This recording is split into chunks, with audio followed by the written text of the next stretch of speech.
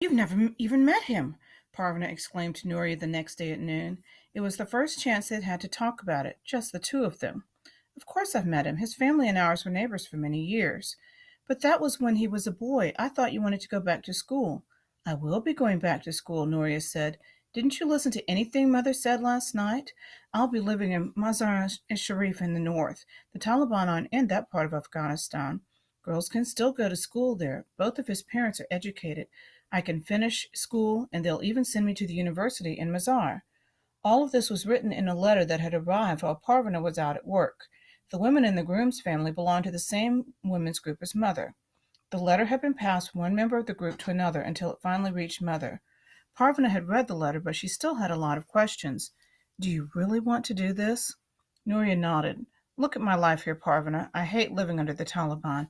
I'm tired of looking after the little ones. My school classes happen so seldom they're of almost no value. There's no future for me here.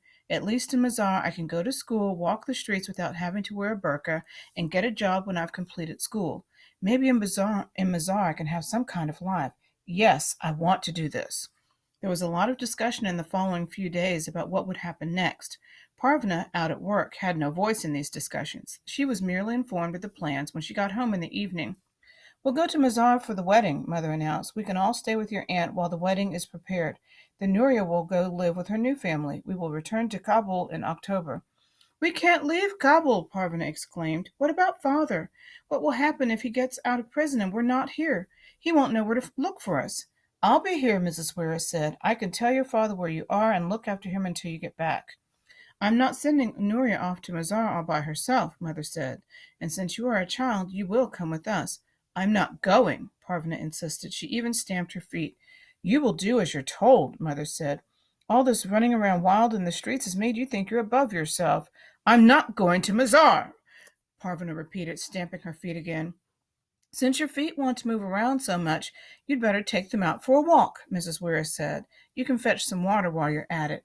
Parvana grabbed the bucket and got some satisfaction out of slamming the door behind her. Parvana glowered for 3 days. Finally, Mother said, You can take that awful frown off your face. We've decided to leave you here.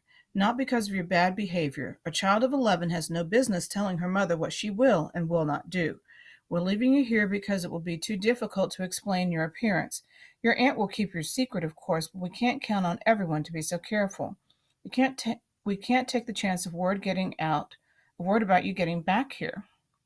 Although she was glad to remain in Kabul, Parvana found herself sulking that they weren't taking her with them. I'm not satisfied with anything anymore, she told Shauzia the next day. Neither am I, Shauzia said. I used to think that if only I could sell things from a tray, I'd be happy, but I'm not happy at all. I make more money this way than I did as a tea boy, but it's not enough to make any real difference. We still go hungry. My family still argues all the time. Nothing is better. What's the answer? Maybe someone should drop a big bomb on the country and start again. We've tried that, Parvana said. It only made things worse. One of the women in the local branch of the women's group was going to accompany Parvana's family to the city of Mazar. Her husband would go with them as the official escort. If the Taliban asked, Mother would be the husband's sister, and Nuria, Mariam, and Ali would be the nieces and nephews. Nuria cleaned out the family cupboard one last time. Parvana watched her pack up her things. If all goes well, we'll be in Mazar in a couple of days, Nuria said. Are you scared? Parvana asked. It is a long journey. I keep thinking of things that can go wrong, but Mother says everything will be fine. They will be traveling together in the back of a truck. As soon as I get out of Taliban territory, I'm going to throw off my burqa and tear it into a million pieces. Parvana went to the market the next day to buy the family some food for the journey. She wanted to buy Nuria a present, too. She wandered through the market, looking at things for sale. She finally decided on a pen in a beaded case. Every time Nuria used it at university, and later when she became a real school teacher, she would think of Parvana. We'll be gone for most of the summer. Mother reminded Parvana the night before they left. You'll be fine with Mrs. Weir. Do as she tells you and don't give her any trouble. Parvana and I will be good company for each other, Mrs. Wera said. By the time you get back, the magazines should be coming in from Pakistan, all printed and ready to distribute. They left very early the next day. The mid-July morning was fresh, but held the promise of hot weather to follow. We'd best be going, Mother said. Since there was no one else on the street, Mother, Nuria, and Mrs. Weir all had their burqas flipped up so their faces could be seen. Parvana kissed Ali, who squirmed and fussed, grumpy from being woken up early. Mother got him settled on the floor of the truck. Parvana said goodbye to Miriam after that, then lifted her into the truck. "We'll see you by the middle of September," Mother said as she hugged Parvana. "Make me proud of you." "I will," Parvana said, trying not to cry. "I don't know when we'll see each other again," Nuria said just before she climbed into the truck. She had Parvana's gift clutched in her hand. "It won't be long," Parvana said, grinning, even though tears fell from her eyes. "As soon as your new husband realizes how bossy you are, he'll send you back to Kabul as fast as he can." Nuria laughed and climbed into the truck. She and Mother covered themselves with their burqas. The women's group member and her husband were sitting in the front seat. Parvana and Mrs. Weir watched and waved as the truck drove out of sight. "I think we could both use a cup of tea," Mrs. Weir said, and they went upstairs. Parvana found the next few weeks to be a strange time. With only herself, Mrs. Weir, and Mrs. Weir's grandchild, the apartment seemed almost empty. Fewer people meant fewer chores, less noise, and more free time.